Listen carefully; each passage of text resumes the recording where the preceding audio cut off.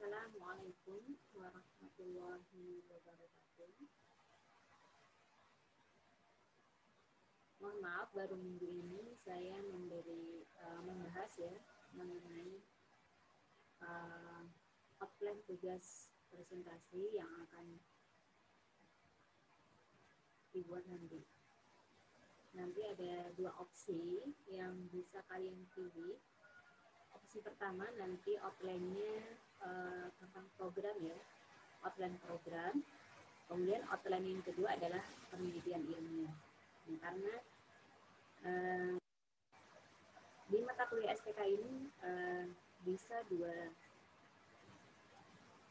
mata rantai ya, bisa nanti menggunakan program, bisa menggunakan penelitian ilmiah. Nah, kalau penelitian ilmiah nanti metodenya silakan ambil salah satu dari mata kuliah data mining. Jadi data mining itu kan membahas metode-metode untuk pengolahan data, untuk penelitian ilmiah. Nah, silakan ambil salah satu dari mata kuliah data mining.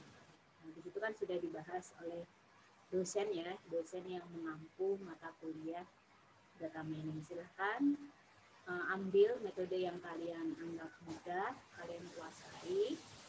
Nah, silakan nanti diterapkan. Bagi yang mau mengambil tema penelitian ilmiah, bagi yang mau mengambil program, ya silakan. Jadi nanti dua-duanya akan saya bahas ya. Oke, yang pertama adalah untuk outline program dulu yang akan saya bahas.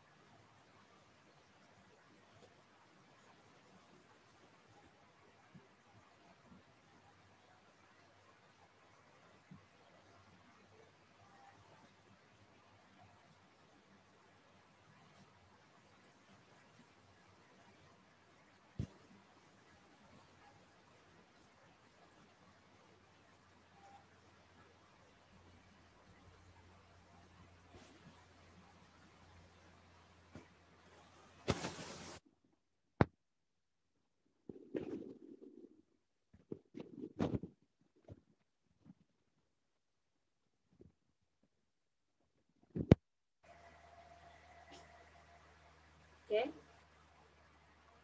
Diperhatikan yang pertama di sini cover judul ya. Jadi nanti isinya kalian sudah paham semua pastinya. Ada judul, kemudian ada nama kelompok kalian. Ini udah nama ya masing-masing. Kemudian kalau sudah, yang kedua adalah abstraksi. Nah, abstraksi ini kalian biasanya persepsi kalian, asumsi kalian bahwa abstraksi ini adalah ringkasan. Jadi salah ya kalau dibilang ringkasan. Jadi walaupun ringkasan, ini bukan ringkasan secara umum, tapi di sini ada poin yang harus kalian perhatikan bahwa di dalam abstraksi ini itu nanti berisi apa.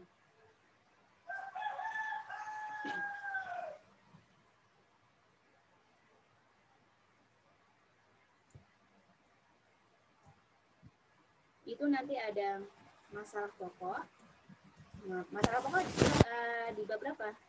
Satu ya, masalah pokok. Kemudian tujuan ya. tujuan, kemudian metode yang kalian gunakan, kemudian pembahasan materi, kemudian kesimpulan secara umum. Nah ini, jadi ini bisa membuka mata hati kalian ya, bahwa di dalam abstraksi itu tidak hanya berisi ringkasan saja. Walaupun ringkasan, di sini memuat apa saja. Di sini memuat masalah pokok, kemudian tujuan. Jadi tujuan dari kalian mengambil tema ya, mengambil tema yang kalian buat. Kemudian metode. Nah, metode ini kalau menggunakan Scrum ya dijelaskan secara ringkas, menggunakan spiral dijelaskan, kalau menggunakan waterfall dijelaskan, prototipe juga dijelaskan, dan lain-lain. Nah, kemudian pembahasan. Nah, pembahasan ini sudah mengacu di bab 4-nya. Jadi pembahasan secara umum, nah ini kalian hasilnya gimana? Di sini pembahasan, kemudian maaf ya, hasil pembahasan, maaf, saya tambahin hasil pembahasan. Hasil pembahasannya secara umum bagaimana? Apakah program yang kalian bangun itu sudah memberikan solusi dari masalah pokok ini? Ini ya. Jadi hasil pembahasan itu merupakan hasil pemecahan masalah atau solusi dari masalah pokok ini. Bisa dipahami ya sekarang ya? Nah, kemarin-kemarin saya tahu kalian itu membuat abstrak itu asal-asalan. Karena saya pengalaman uji itu, saya koreksi abstraksi itu, ya mahasiswa biasanya asal-asalan, sembarangan saja ya. Jadi kalian ini sudah S1, memalukan sekali kalau masih menggunakan teori D3 ya. Jangan memalukan ya, sudah S1, levelnya sudah beda dengan D3, jadi harus di sini harus berbeda dengan D3. Nah, kemudian kesimpulan secara umum. Jadi kesimpulan secara umum dari program yang kalian buat untuk memecahkan masalah di bab 1.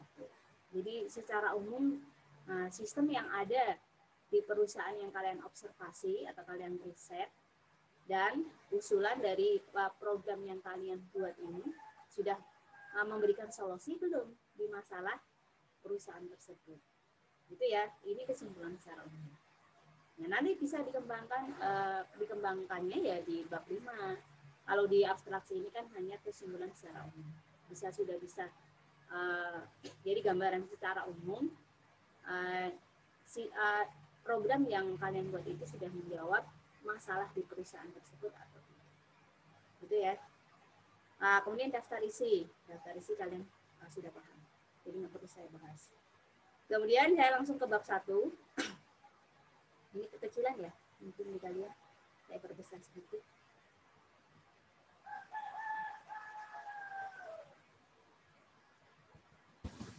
Oke, bab 1.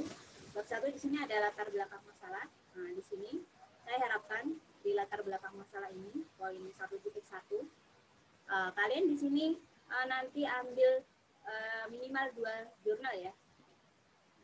Jurnal referensi. Minimal 2 jurnal terkait tema kalian. Jadi kalian jadikan referensi 2 jurnal, kemudian di sini deskripsikan masalah pokoknya. Masalah pokoknya. Nah, ini sudah jadi harus deskripsi ya dari sekarang. Oke, semangat ya kalian. Oke, di sini latar belakang masalah. Ini silakan nanti minimal 2 jurnal terkait tema kalian. Jadi sebagai teori pendukung di bab 1. Selain itu nanti deskripsikan masalah pokok dari tema yang kalian ambil. Masalah pokoknya apa? Nah, kemudian poin 1.2 adalah rumusan masalah. Nah, rumusan masalah ini berupa kalimat pertanyaan ya. Kemudian yang ketiga, poin 1.3 adalah maksud dan tujuan. maksud di sini tujuan secara umum adalah untuk memenuhi tugas ya. Nah, tujuan secara umum adalah untuk memenuhi tugas mata kuliah SPK. SPK. Kalau kalian skripsi ya nanti skripsi, tapi kalau ini kan mata kuliah saya ya mata kuliah SPK ya untuk memenuhi nilai tugas mata kuliah SPK. Kemudian maksud ini ada 3 poin. Maksud di sini nanti kalian membuat program. Ini saya ganti dengan manfaat ya. Manfaat jadi. Nah, ini manfaat bagi perusahaan yang kalian manfaat bagi penulis dulu, manfaat bagi penulis, manfaat bagi pembaca, perusahaan dulu, perusahaan yang kalian sebut. Jadi kalian akan membuat sistem perusahaan ini mengusulkan ibaratnya di sini manfaat dari perusahaan apa, terus manfaat bagi pembaca. Jadi pembaca secara umum itu dapat mengambil manfaat apa dari hasil karya ilmiah kalian. Ini yang harus dipahami ya, manfaat, tujuan juga sudah, tujuannya untuk memenuhi tugas mata kuliah. Kemudian poin 1.4 adalah metode penelitian. Ini nanti ada 2 kami membuat program. Jadi ini metodenya ada 2, yaitu metode pengumpulan data. Nanti ada observasi. Ini bukan teori ya, observasi adalah nanti langsung saya coret. Kemudian wawancara. Observasinya ini kalian observasi di mana? Apa yang sistem apa yang kalian amati? Ingat, bukan pengertian. Jadi saya tekankan di sini observasi. Kalian observasinya di mana harus jelas, walaupun fiktif ya. Walaupun online. Nah, ini harus jelas. Offline maupun online ini harus jelas. Kalian observasinya di mana, di perusahaan apa, terus kemudian sistem apa yang kalian observasi. Nah, kemudian yang poin kedua opsional wawancara, kan saya tidak mewajibkan untuk riset. Nah, silakan, tapi kalau ada yang mungkin sekalian mengambil sistem di tempat kalian kerja, ya boleh silahkan. Nah, kalian di sini nanti pastinya ada wawancara ya. Kalian wawancara dengan siapa? Di sini harus jelas. Kemudian kalian data apa saja yang kalian ambil dari hasil wawancara itu. Ini harus jelas ya, jadi bukan pengertian lagi. Kemudian studi pustaka. Studi pustaka ini kalian sebagai penunjang karya ilmiah kalian, makalah kalian mengambil referensi dari mana saja, misalnya dari buku, dari jurnal, dari artikel, baik artikel website maupun koran atau majalah. Nah, itu boleh sebenarnya terkait ya. Kan ada tuh majalah IT ya. Nah, majalah IT kan ada itu. Silakan kalau kalian mau mengambil referensi dari situ. Kemudian selain itu karya ilmiah. Karya ilmiah ini bisa skripsi orang, TA orang, kemudian tesis orang, disertasi orang. Nah, itu karya ilmiah. Nah, ini paham saya rasa. Kemudian metode yang kedua adalah metode pengembangan aplikasi. Nah, ini nanti pokoknya di sini bab 1 ini nggak ada yang namanya pengertian-pengertian. Di sini langsung implementasi. Jadi metode pengembangan perangkat lunanya kalian menggunakan metode apa ini? Kalian langsung implementasikan. Nah, kalau misalnya Scrum, ada yang ngambil Scrum, ada yang ngambil spiral, waterfall, prototype. Ini tahapannya dijelaskan loh ya implementasi kalian. Jadi di sini penjelasannya adalah implementasi, bukan teori. Oke, bisa dipahami? Kami sudah level S1, masa masih meraba-raba ya, jangan kebingungan. Nah, di sini sudah saya jelaskan cukup jelas. Kemudian ruang lingkup di sini batasan dari sistem yang kalian ambil. Nah, paham saya rasa. Karena kalian sudah sidang semua di D3. Tapi mungkin ya kemarin waktu sidang masih asal-asalan kalian buat TA-nya ya. Nah, kali ini ketemu saya, jadi nggak bisa asal-asalan seperti D3. Karena saya menguji sidang pun saya cukup cukup selektif ya terhadap mahasiswa, walaupun saya tidak pelit nilai, tapi saya selektif kalau masalah penulisan makalah. Kemudian bab 2 landasan teori. Di sini nanti ada 4 poin. Ada tinjauan jurnal, kemudian konsep dasar program, kemudian pengujian aplikasi, peralatan pendukung. Tinjauan jurnal ini nanti berisikan dari analisa ya, dari penulis tentang aplikasi yang akan dibahas. Jadi kalian ini nanti mengambil beberapa jurnal untuk kalian ambil. Nah, tentunya jurnal yang sesuai dengan tema kalian. Silakan, di sini kalian, namanya penelitian itu kan bukan membuat hal yang baru ya, tapi mengembangkan dari penelitian yang sudah ada. Itu yang namanya penelitian, seperti itu. Nah, jadi kalian itu melakukan penelitian bukan membuat sesuatu yang baru, tapi sebenarnya adalah kalian mengembangkan penelitian yang sudah ada. Seperti itu. Ini yang perlu kalian pahami yang selama ini tidak paham. Kemudian konsep dasar program. Di sini kalian diminta untuk membuat konsep dasar program. Jadi kalian membuat program itu menggunakan bahasa pemrograman apa? Kemudian menggunakan browser browser apa? Kemudian untuk membuat codingannya itu menggunakan tools apa? Gitu ya. Kemudian web servernya menggunakan apa. Ini nanti dijelaskan di konsep dasar program. Nah, kemudian yang poin 2.4 adalah pengujian aplikasi. Nah, tentunya ini adalah pengujian yang kalian ambil nanti. Di sini masih teori ya, namanya landasan teori itu teori semua. Kalian karena teori kalian yang mengambil dari sumber referensi yang sudah ada. Nah, ini jenis pengujian yang kalian gunakan apa? Di sini saya minta nanti black box ya, black box dan white box. Jadi ada 2. Kemudian peralatan pendukung. Peralatan pendukung di sini kalian kan nanti membuat ini cari teori misalnya IRD, LRS, UML. Jadi diagram-diagram yang kalian gunakan ini nanti. Nah, diagram yang kalian gunakan nanti activity, use case, sequence. Saya kasih batasan minimal itu ada 4 ya, 4 diagram. Jadi nanti kalian pakai nih activity, use case, sequence, class diagram. Tapi kalian boleh menambahkan, kalau mau menambahkan boleh ditambahkan deployment, komponen diagram, dan yang lain-lain. Boleh 9 kalau kalian mau.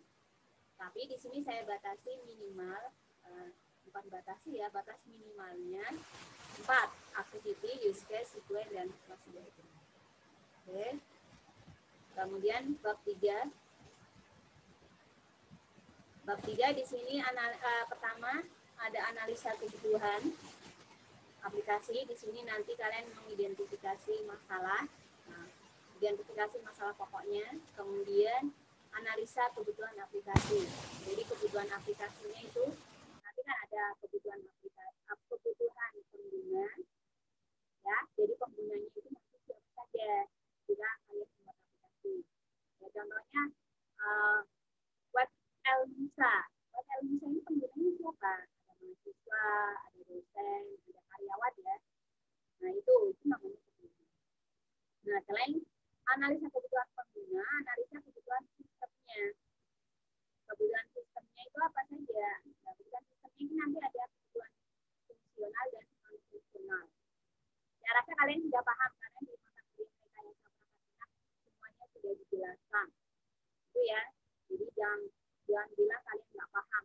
Karena saya juga mengajar mata kuliah rekayasa. Itu ya. Jadi di sini saja. Kemudian poin 3.2 adalah desain. Nah, desain di sini nanti ada 4. Ada desain arsitektur, desain database, desain interface. Saya silakan ya desain interface, nggak usah banyak jadi nanti cukup 3 saja, sampai 4. Rancangan arsitektur, kemudian rancangan database-nya, kemudian rancangan prosedurnya. Kali di RPS sudah dapat ya.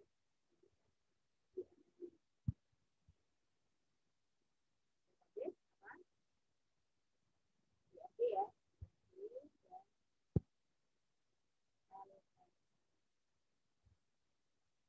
Prosedural satu aja nanti sebenarnya ada 2. Konsep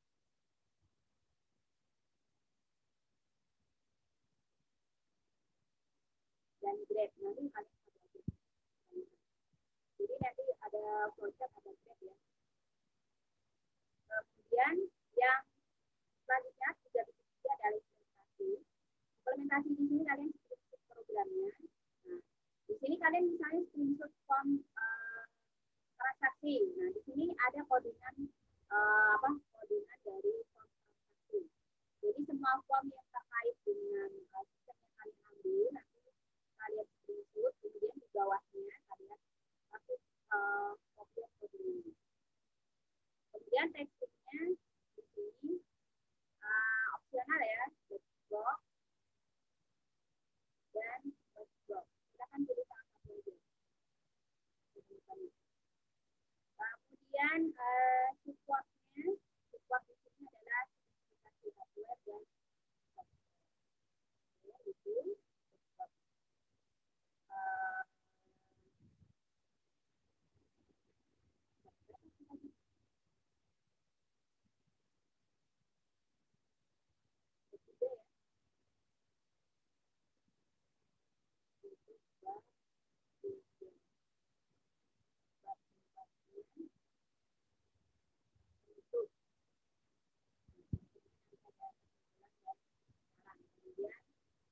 Itu terakhir jangan lupa akan kita nanti di bab 2, bab 1, nanti ada di bab 2, bab 1, bab 2, bab 3. Kita boleh nanti tapi kalau enggak yang wajib itu di bab 1 dan bab 3. Nanti akan saya cek di bab 1, bab 2. Ini nanti sesuai yang kalian buat. Jadi akal-akalan. Jadi ketemu saya itu tidak sembarangan ya, saya belum selektif. Masalah penulisan dia tidak menyesatkan orang. Dia tidak dianggap plagiarisme, juga tidak dianggap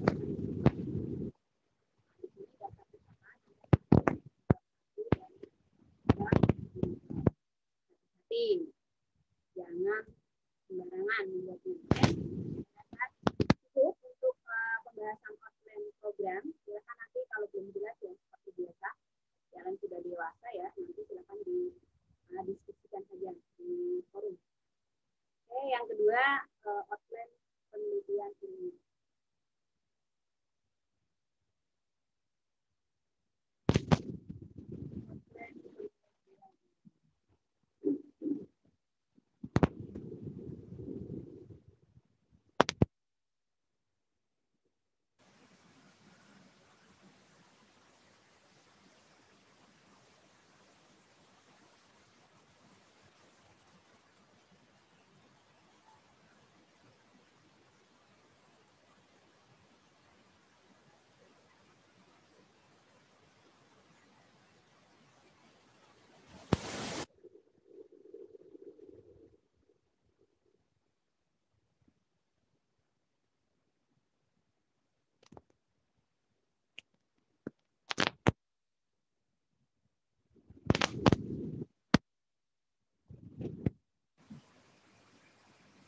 Oke, penelitian ilmiah sama, nggak ada cover, abstrak, daftar isi.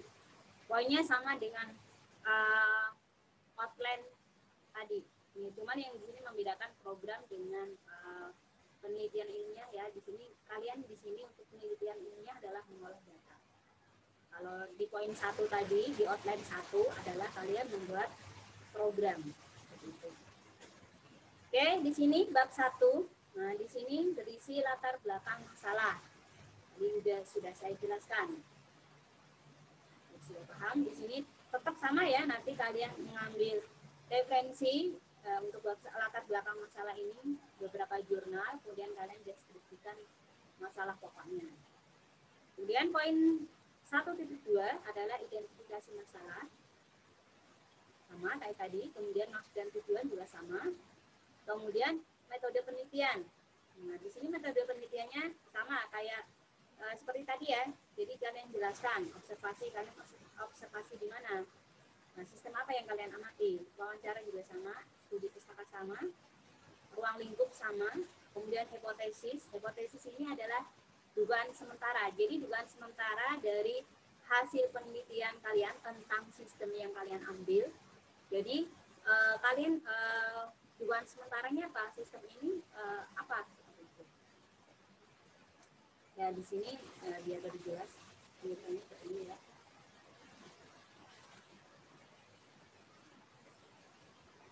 Jadi kalian nanti rumuskan masalah, dugaan sementara ya. Hipotesis ini adalah dugaan sementara.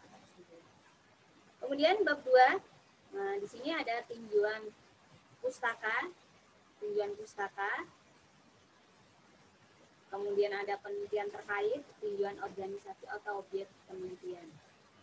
Nah di sini sebenarnya kalau penelitian ilmiah itu ya sebenarnya nanti kalau kalian skripsi harusnya wajib untuk riset ya, karena penelitian, walaupun nanti kalau di tugas saya nggak mewajibkan, sifatnya opsional. Ya kebetulan kalau kalian mungkin kerja di perusahaan, kalian ngambil sistemnya boleh kalau riset. Nah tapi kalau misalnya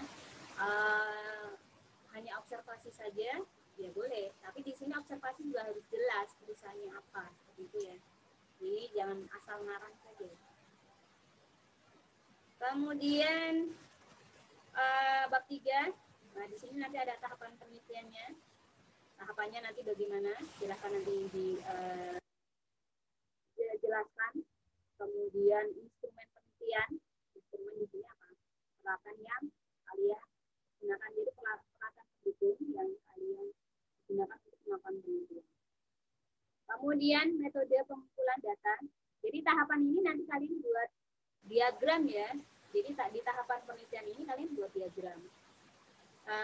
Ibarat kata langkah-langkah kalian melakukan penelitian. Jadi buat skemanya. Skemanya ini nanti berupa diagram. Paham kan di sini ya? Jadi di sini kan ada tahapan nih. Nah, kalian buat skemanya, baru nanti dijelaskan. Oh, tahap 1, misalnya kalian makan apa? Tahap kedua, tahap kedua apa? Nanti dibuat skemanya, terus kemudian nanti dijelaskan. Nah, kalian di sini kan bisa cari dari penelitian yang sudah ada, supaya membuat skema yang baik menggunakan metode apa. Nah, itu nanti silakan ambil referensi yang sudah ada. Bisa dari jurnal, bisa dari skripsi. Nah, online kan banyak ya. Nah, di sini kalian jelaskan metodenya apa. Kemudian metode pengumpulan data. Kemudian populasi di sini tentunya objeknya ya, orangnya, sampel penelitiannya, kemudian metode analisis data. Jadi data yang kalian ambil dianalisis. Di sini metodenya menggunakan metode apa? Nah, saya katakan tadi silahkan ambil metode di mata kuliah data menu. Di situ kan sudah dibahas ya untuk seluruh metode yang digunakan. Kira kan ambil salah satu metode ini dari mata kuliah data menu. Kemudian bab 4 hasil penelitian dan pembahasan. Nah, ini dibahas satu per satu. Jadi hasil penelitiannya dibahas satu per satu. Kemudian bab 5 kesimpulan dan saran. Kemudian selanjutnya daftar pustaka. Oke, selesai. Oke, 2 outline sudah saya bahas. Saya rasa sudah jelas ya. Silakan kalau belum jelas ya bisa ditanyakan nanti di forum. Oke. Saya akhiri untuk pembahasan outline tugasnya. Wassalamualaikum warahmatullahi wabarakatuh.